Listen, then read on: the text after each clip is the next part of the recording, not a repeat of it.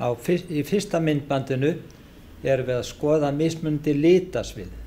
Aðalega þau tvö helstu sem okkur bjóðast í stafrænum myndavélum í dag, það að segja sRGB og Adobe RGB, berum þau saman við til dæmis ISO-Coated, þann pressuprófíl sem mest verið að nota hér á landi. Flest verk á Íslandi eru eflaust prentuð með ISO-Coated prófílnum. Eins og þið sjáið á töflunni hér á bakvið mig eru cirka 897.000 litir í sRGB sem litasvið sem fundið var upp hjá Hewlett Packard og Microsoft, og seinna, 2 árum seinna, komu þeir knollbræður, Thomas og John, með Adobe RGB, en þar býst okkur upp á 1.306.000 liti rúmlega.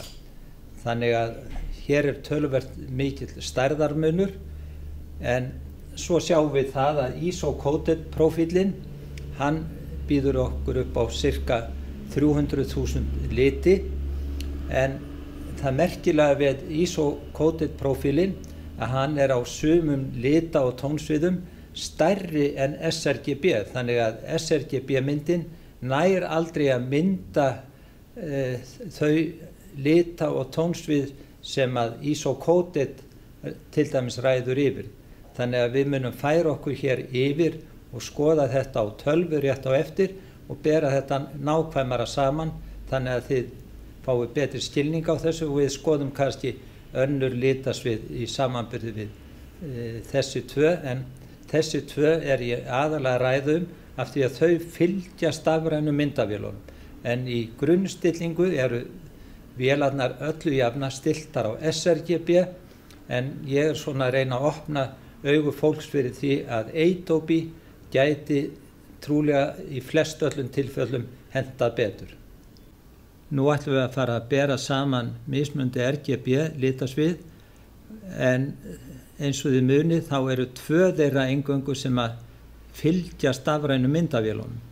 Það að segja sRGB og Adobe RGB, en við munum skoða fleiri og bera þau saman við ISO-Coated pressuprófílinn sem mest verið að nota hér á landi, og flest verkefnin eru prentuð eftir og smykkuð í. Hér á tölvunni ég búinn að setja upp Adobe RGB litasviðið og setja það í net, en hér birtist ykkur auk þess sRGB, og þið sjáið það að Adobe töluvert stærra, ekki síst hérna á sæjan og grænum og aðeins hér á rauðleita litasviðinu, en blái liturinn svona áþekkur á báðum litasviðunum.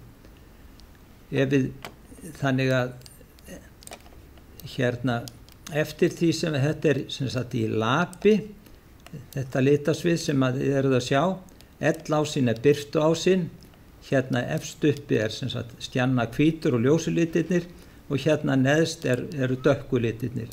Og eftir því sem við fjarlægjumst þennan L-ás, þá verða litirnir hreinni og fallegri, þannig að eftir því sem við förum utar frá L-ásnum, þá verður liturinn tærari. Það eiginlega þetta sem skiptir töluvert máli fyrir okkur í prentverkinu, að fá litin sem allra hreinastan og tærastan frá stafrænu myndavélinni. Ef við berum saman núna inn í ISO-Coated, en eins og ég sagði ykkur áðan, þá eru þar cirka 300.000 litir sem við náum að fanga, að þá sjáum við að ISO-Coated nánast allur inn í Adobe litasviðinu. Aftur á móti, ef við skiptum núna yfir í sRGB og setjum hann í net, skulum við segja, þá sjáum við að töluvert af ISO-Coated litasviðinu fyrir utan sRGB, þannig að sRGB litasvið næri ekki að mynda öll þau tónbrigði og litabrigði, sem að pressuprófílinn ræður yfir. Þannig að hér strax töluvert mikill annmarki fyrir utan tærleika litana. En það eru fleiri litasvið sem ykkur bjóðast. Það að segja, ef þið eruð ekki að skila af ykkur JPEG myndum beint úr myndavél, ef þið eruð að taka hráfæla, þá getið þið notað 2 litasvið sem ég ætla að segja ykkur frá og bera saman við. Hér var ég að kveikja á ECI RGB sem evrósku staðlað frá evróska litastaðlaráðinu, en þið sjáið að þar erum við með sem sagt miklu stærra litasvið en Adobe á svona rauðleitu sviði. Þar værum við með fallegri húðliti til dæmis, en þar aftur á móti orðin veikleiki á bláa litasviðinu. En þetta gætuð eingöngu notað ef þið væru til dæmis að taka litasviði frá hráfæl. Og svo ætla ég að sýna ykkur enn eitt litasviði, en það svo kallað ProPhoto, en það gríðarlega stórt eins og þið sjáið, en ég hræðist það dálítið af því að það svo langur vegur frá skærustu litunum í ProPhoto og inn á smikkprófílinn. Þannig að ég óttast það að hér gætuð við verið að fá lélegri teikningu, sem sagt bara sterka litafleti með litlum tónbrigðum.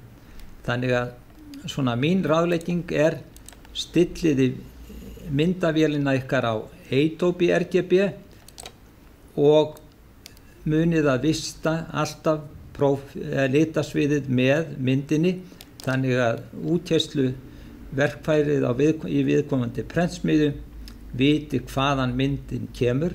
En nú skulum við skoða það hvernig við breytum stafrænni myndavél og setjum breytum henni frá sRGB yfir í Adobe RGB. Nú erum við að fara að stilla Canon-vélina sem við erum með hérna, en flest allar Canon-vélar og betri vélar bjóða okkur upp á þennan möguleika í dag að við getum stillt litasviðið. En eins og ég sagði áður, að þá má telja öruggt að það sé stillt á sRGB hjá ykkur. Þannig að ef þið viljið fara og breyta vélinn ykkar, þá þurfum við að fara hér inn í Color Space og það stillt á sRGB eins og þið sjáið, og þá þurfum við að fara hérna yfir á Adobe RGB og staðfesta það. Þar með hafið þið breytt þessari Canon-vél, en ég oft spurður þetta undanfarna mánuði, en þetta nú ekki flóknar en þetta. Þannig að hér búið að breytinni frá sRGB yfir í Adobe RGB og þar með fáið þið töluvert stærra lita og tónsvið í myndirnar ykkar.